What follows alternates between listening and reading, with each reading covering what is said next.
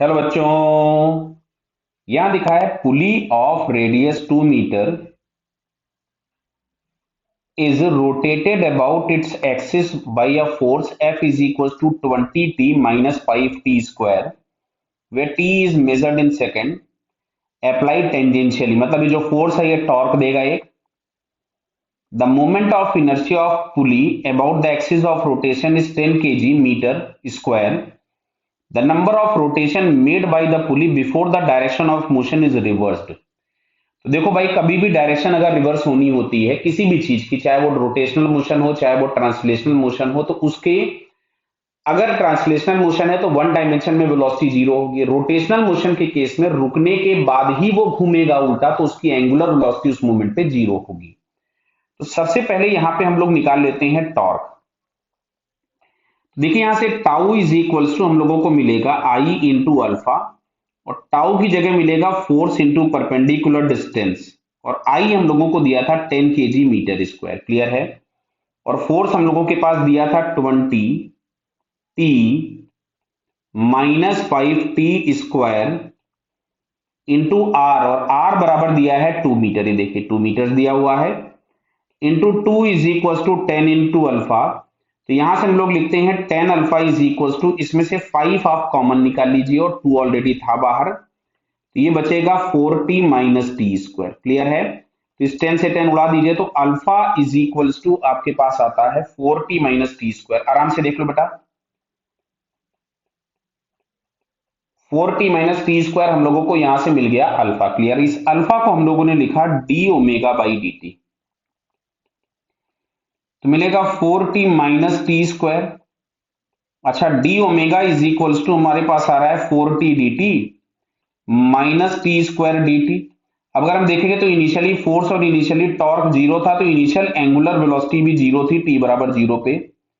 किसी भी समय टी बराबर टी पे हमने इसकी एंगुलर वेलोसिटी ओमेगा लिख ली, इसको इंटीग्रेट किया, तो लेफ्ट हैंड साइड में इंटीग्रेट किया, लिमिट्स लगा दिया 4। यहां पे इंटीग्रेट करेंगे T square by 2 minus t cube by 3। दिख रहा बेटा, टी क्यूब बाई 3 आ जाएगा। तो ये हम लोगों के पास यहां से मिलता है 2t square minus t cube by 3, ये आ गया ओमेगा। और अभी अभी बात हम लोगों की हुई है कि अगर इसको अपना रोटेशन का सेंस चेंज करना है तो इसके ओमेगा को उस इंस्टेंट पे जीरो होना होगा। तो ओमेगा को अगर हमने जीरो कर दिया और यहां से हम टी स्क्वायर कॉमन निकाल लें, तो मिलता है 2 माइनस टी बाई 3।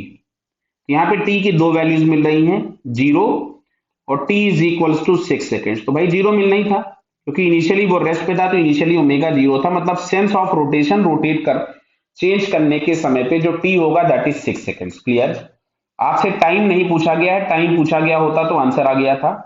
आपसे क्वेश्चन पूछा हुआ है कि नंबर ऑफ रोटेशंस, मतलब हम लोग अब थीटा निकालने में इंटरेस्टेड हैं। तो देखिए यहां पे ओमेगा ऑलरेडी हम निकाल चुके थे। ओमेगा इज इक्वल्स टू हमारे पास आ रहा था 2t square minus t cube by 3। अच्छा, इस ओमेगा को हम लोग लिख देते हैं d theta by D T. तो d theta by D t is equal to 2t square minus t cube by 3। तो यहां से हम लोगों के पास मिलेगा d theta is equal to 2t square D T minus 1/3 t cube d t. फिर से हम यहां पे लिमिट्स लगा देते हैं, टी बराबर जीरो पे कोई रोटेशन नहीं था, मतलब थीटा जीरो था, और ये जो टी बराबर हमारे पास आया था 6 सेकेंड्स, तो 6 सेकेंड्स पर हमको थीटा फाइंड करना है, तो लेफ्ट हैंड साइड में तो आ गया थीटा, और ये आपके पास मिलेगा 2/3 इंटू टी क्यूब। देखा है बेटा। और यहां पे आ जाएगा टी की पावर 4/4, तो क्या मैं यहां पे 1/12 लिख दूं 4 इंटू 3, और ये टी की पावर 4 हो गया, और लिमिट्स लगनी है 0 to 6। तो फाइनली हमारे पास यहां से आ रहा है ये 2/3। समझ लीजिएगा बात को ध्यान से, बराबर, बहुत जल्दी करने की जरूरत नहीं है। तो यहां से आ गया। अब इसमें अगर हमने लिमिट्स लगाया तो ये हम लोगों को मिलेगा 6 इंटू 6 इंटू 6 माइनस 1/12, और इसमें अगर हम लिमिट्स लगाएंगे तो हमको मिलेगा 6 इंटू 6 इंटू 6 इंटू 6 4 बार। क्लियर है क्या। तो देखो, इससे हमने इसको उड़ा दिया 2 टाइम्स। देख रहा बेटा।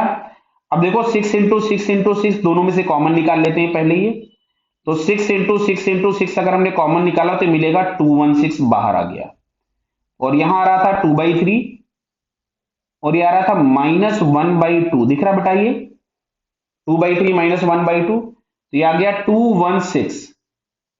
यहां पे हमने 6 एलसीएम ले लिया तो यहां मिलेगा 4 - 1